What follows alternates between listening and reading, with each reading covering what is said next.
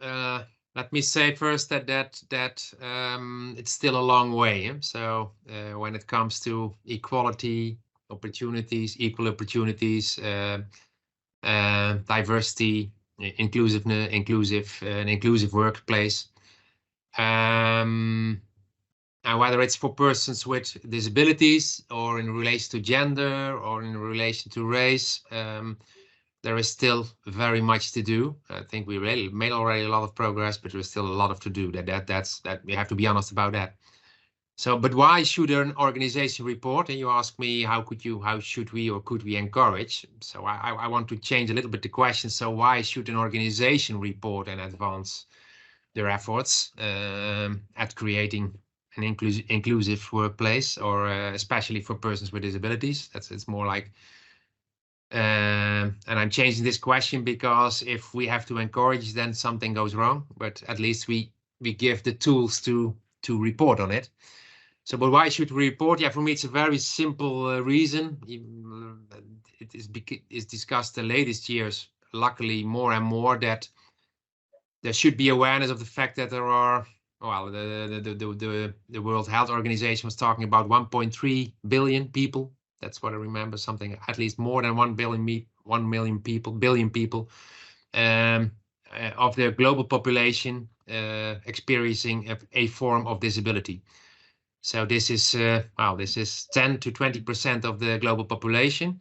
And if that's true, then I would say, and it is true, so that means that any organization, you could almost say many, but probably all organizations, they have a significant positive or negative impact on this big part of our global population.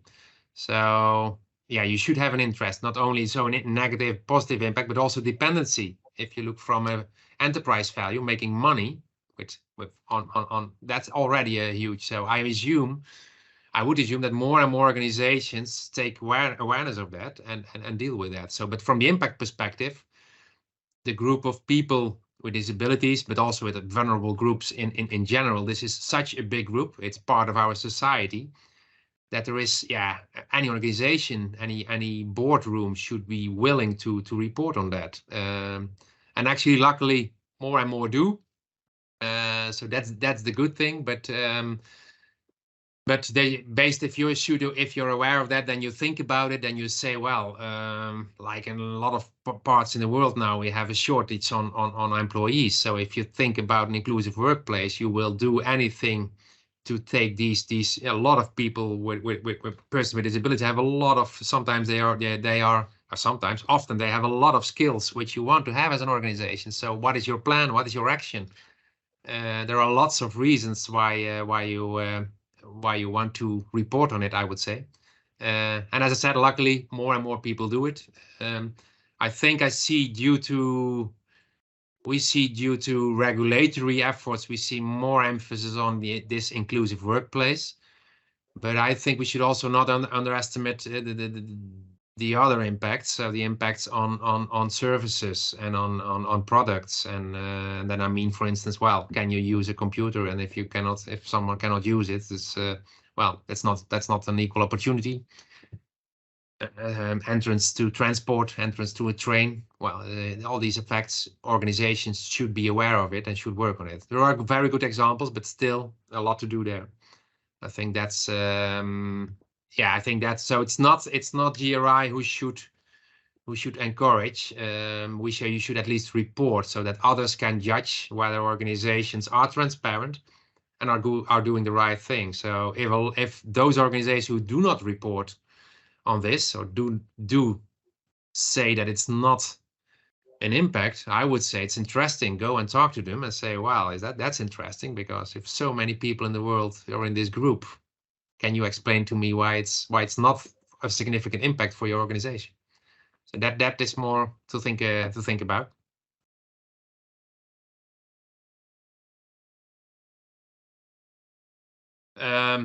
It's always difficult to come up with a one-on-one correlation or an effect, but I dare to say yes. And on the one hand, we can say that we read, or I read, but our team reads a lot of corporate reports, and then we And for sure, you can say you see more and more companies and organizations have this awareness, which I just alluded to, and get this awareness and get more awareness and extend the information around, especially around diversity and equal opportunity. Sometimes also under pressure, we could say, of legislation or investors ask them to. But anyway, you see that there is more information on, I would say, yeah, in the old days, it was more on policy, opportunity policies, on equal opportunity policies, on pledges and disclosures on gender and on race and on disability. So it's more specific, it's more text, that's already good, but also more matrices, so really figures in line with the indicators in the guidance and in our GRI standard, but also in the guidance we prepared, where we're now in the 3rd version. But so absolutely, and that's a good thing. So that because that there you see the evolvement, there you see the gradual evolvement of taking this serious. As I said before, it's more focused. It's more focused on this inclusive workplace, but there are more things I think that should be reported. And my conclusion is yes, it contributed till now. We're happy with it, and we invite many more to use the guidance also to work on this, because yeah, we're not there yet. That's for sure.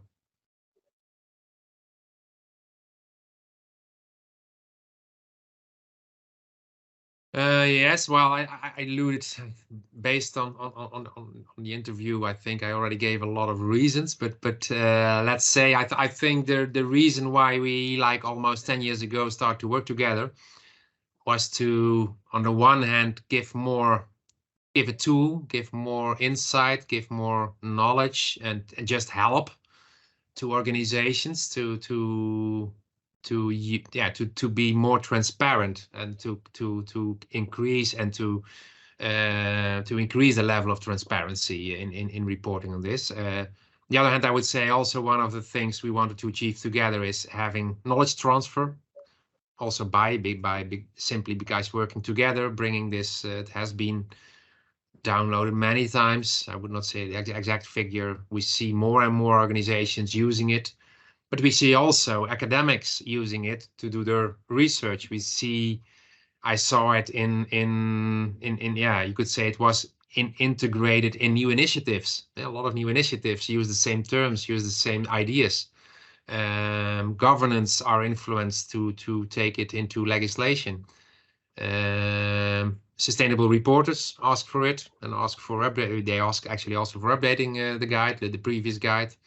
So, and that's people want to know from authoritative reference. So you could almost say this guidance is already kind of authoritative reference, what we created. It doesn't always have to be directly in the standard, as long as people have the feeling that they can, that is a good reference to work with.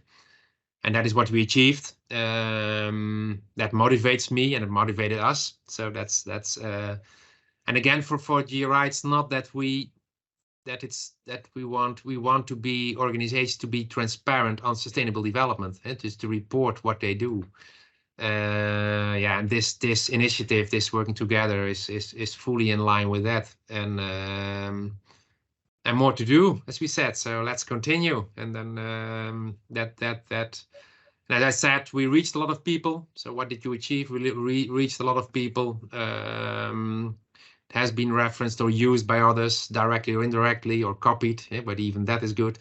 So, and I think, and you see it more and more in the reporting, in the reports of organizations, it's getting traction. So I expect now also in combination with human rights policies in organizations and in inclusiveness, yeah, like in the US, for instance, DOI, the diversity and inclusive pledges and actions and reports, we will see it more and more. We will see more vulnerable groups in boards. We will see persons with disabilities. We will see them in the boards. They will going to influence decisions. They will going to influence. They are going more and more. They go to influence the reports. So I think this is beautiful things to come, and we are looking forward to be a small part in that. So thank.